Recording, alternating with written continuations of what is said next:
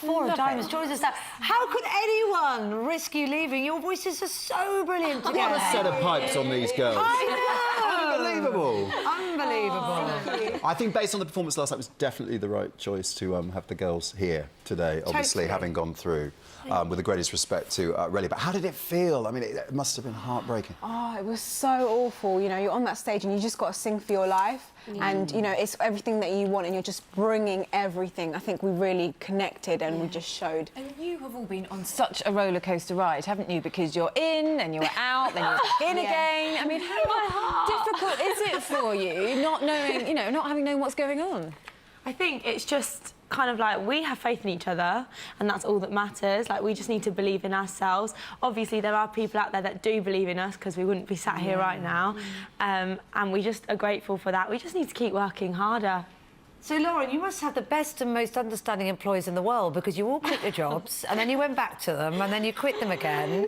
So, what are you all doing currently? Well, nothing now. Well, no, I'm doing the show now. But before, I literally worked in Sainsbury's in the supermarket. Right, so then I quit my job when we got to judges' houses because the show does require a lot of commitment. Yeah. And then when we didn't get through, I was like, oh, God, back to normal life. You have to knock on the door and say, come on,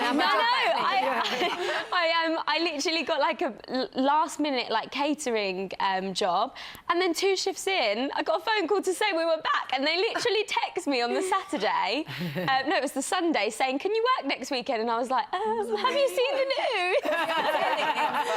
It was like... That's a good get-out-of-jail-free card, isn't it? You know? It's not exactly the dog ate my homework, is it? I'm actually on national television. Do you mind? Has that meant, though, I mean, you know, obviously you haven't had as much time as the others to prepare for all this, to even get your heads around the fact that this is all happening? Yeah, it was so hard at first, wasn't it? Like, we're playing catch-up that first week back, but I think we've caught up now and we're ready for Saturday. We can't wait. You've got a great fringe going on. Thank you so much. Very much. So what have you got planned then? Because it's Halloween week, isn't it, next week? It's always a good one.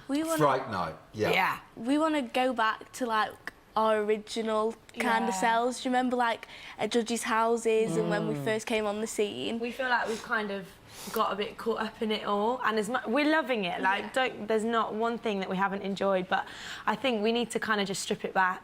And Louis, your mentor, of course. How has it been working with him? How supportive has he been? How is it for you? Seriously. He's amazing. It's just lovely to see him out the house, isn't it? He's great with us, you know. He gets to know us all individually as well. He spends a lot of time with us. He comes in the dressing rooms and talks to us. He's great. And he tells it like it is, Louis, does it? I mean, he's very passionate, and he really tells it like it is. He doesn't mince his words. He won't dress it up. Sound like a bit too much, he tells you, does he? Yeah. Nothing that they can repeat at this time in the morning, I think. There's no sieve, is there? It's just, it happens in here, it comes out the mouth straight away, which is good, I guess. That's Louis. Now, there's been a lot of talk about you not having enough sass, which is kind of getting on my nerves now, because I think how much more sass can you girls bring? And maybe that's almost taken you, like you were saying, in the wrong direction. Yeah. I think as a girl band, like, you know, there's not room for another Little Mix, so we have to be different. And I think we're trying to get a more cool, kind of edgy with the harmonies, rather than that kind of sexiness that they're kind of asking for. But I think what they mean is confidence. I mean, that's life, you know. A door closes, but you gotta just run with it, you know. It is what it is, but it's my path, my journey, my destiny, and... When you were there in your very first audition, you said you felt instantly at home, instantly accepted in a way that you hadn't, you know, in Australia, and you hadn't before in other parts of the world that you lived. So does that mean you're staying in the UK? I'm here to stay. I mean, my dad's from Hammersmith, so it's so wonderful to reconnect with my British heritage. You know, we went to Cotswolds. Have you met relatives and things? Yeah, well, that's the thing. We went to Cotswolds for judges' houses, and my dad said, your great-grandmother lives around this area. I mean... What destiny, you know what I mean? I'm here to reconnect with my roots, and going to Cotswolds, it's like, you know, getting that taste of my roots. Heritage, So it's destiny. And how is it, what has the reaction been from last night, but overall, because your image is so striking. Oh, thank you too. You guys look fat. Oh, yeah, but I love that shoe. No one can compete with that skirt or that top. Oh, I have to say thank you to Gemma Shephard. She is the stylist on the show, and she's just, fashion, honey. Well, you've been amazing. Thank you so much. Thank you. Thanks for having me. Huge success in store for you, I'm sure. To know what you're going to do next. Yeah, watch out for me in Madison Square Garden. Okay. Ooh. Going for That's a that big dream. stage. Yeah. I love that. Going for it. The show was said, didn't she, on Saturday, you looked amazing, but how are you feeling this morning? Well, I can't lie, I'm feeling fatigued. Do you know what I mean? That's a good I feel like I did a good reason. Kit Kat today. You know, yeah, do you know what it is? It is what it is, you know, as I said. It's the experience. You've just got to enjoy the moment because it's a competition, you know, and it's going to end at some point. You know, anyone going into it, you want to win it. You know, you want to go as far as you can. But I feel that the song choice did not do me any favours. I did as much as I could with the song, but you know, my fans, and they wanted a little bit more sassy from Bubsy, and I feel that they just didn't get that. Do you know what I mean? And I was really limited with that song. There was only so much I could have done with it, you know. But I did the best I could with the song, you know. It's interesting because it takes me back to your early audition when you started off singing the Beatles cover, and then Simon said, "No, I want you to change. I want you to get nasty." And then we saw that other side of you come out. And do you feel like that went back into the box a little bit at the weekend? I don't think. I mean, for me, you know, when the song was put forward to me, it was like, this is your song. You know, I didn't know this song. I just didn't recognise it, you know. I would just say, not so much gone into my box, but seeing how I could work the song best that I could. And what you know? There are so many stages, of course, where you can leave the show. But this weekend was a kind of, you know, was the new stage because it was the vote. And how do you feel about being the first out? Was that when you heard that? Yeah. What went through your mind? Do you know what it is? I think I'm the kind of person that always prepare myself, you know, and you've got to mentally prepare yourself for these things. I think for me, it was like in my gut, I kind of knew. I knew that this song was just not going to be. I just knew it wasn't going to work. Imagine if you just got up there and sung something else. You know, everyone what? had thought you were supposed to sing that. If I'd have sung something else, I mean, there's a million other songs that, you know, there's loads of songs out there. I could have done so much with other songs, but that's what was put on the table. And who's going to win now, do you think? Gosh, it's incredible. You know, there's so many people up there that have got so much flavour that I love. But I really like Reggie and Bully. Yeah, because I like to do a little bit of the party. Che Chesterman, who's absolutely amazing. There's other people in. There's just so many. It's hard to really choose. Well, we're going to miss you. We're going to miss you. You were thank fab. you. Well, I hope you enjoyed Bubsy. We did. And this won't be the last you see of Bubsy. Good. Well, I promise you that. The only two famous Finnish people I think I've ever heard of were Lassi Viren, who was the double Olympic champion in the early 70s, Kimi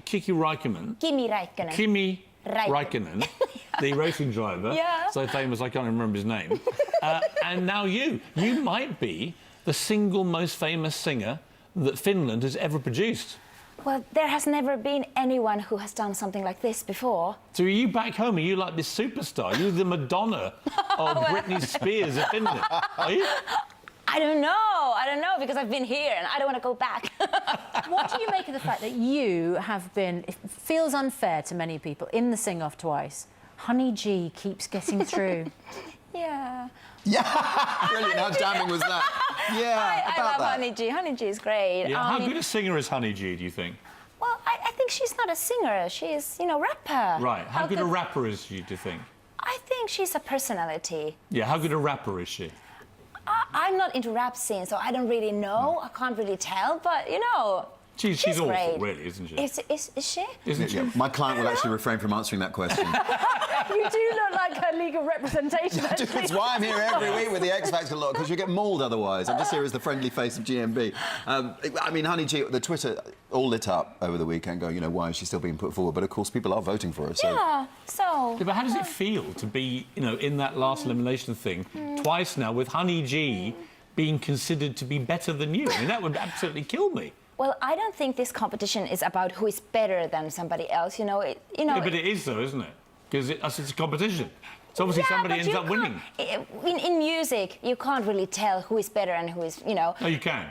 I've listened to Honey G and you, and you're 10 times better than she is. Oh, thank you, but you know, it feels great that actually last night I got through because of people voted for me, and that's the main thing. You know, gradually people are starting to know me, and I'm so happy. Well, we know you. If only Sharon, your mentor, knew you, you'd have a full deck of cards. Yeah. At least someone can pick you out of a lineup. Don't worry, even if it's not Sharon. Lovely to see you. Thank you so much, Sarah. And we're going to give Sharon a hard time when we see her. Otherwise known as Bradley Hunt and Ottavia Colombo, a very good morning. Why did you thank Simon for sending you home? I don't know. Thank you, Simon. Out of courtesy, I think. It's always important to stay polite, I think. Yeah. Good manners and grace will get you everywhere. Quite right. I mean, look, here's the thing. You two are an acquired taste. I'm not entirely sure I ever acquired it. Do you accept you're slightly, you know, a little bit out there in terms of contestants? Definitely. Yeah, we always knew we were going to be different. Not everyone was going to like us. But who cares? We stayed true to who we were. Is it hurtful, though, to be described as the guinea pig versus the racehorse, the novelty act of the show? That's just Simon. He'll do anything for good TV. Yeah, and Sarah was on some next level. She was amazing, so, you know, comparison. Yeah, it's fair to say she's got quite a pair of pipes on her, that one, hasn't she? What are you going to do next? We'd like to do more TV, hopefully Big Brother, maybe. We'd like to go on everything, so... You're about to go on... We'd like to go on every channel, maybe Jeremy Kyle. OK. Jeremy Kyle? You're going to go on Jeremy Kyle? No, jokes. No, we'd like to do Big Brother. We'd like potentially a presenting career if it comes. What do you think? Good Morning Britain, maybe?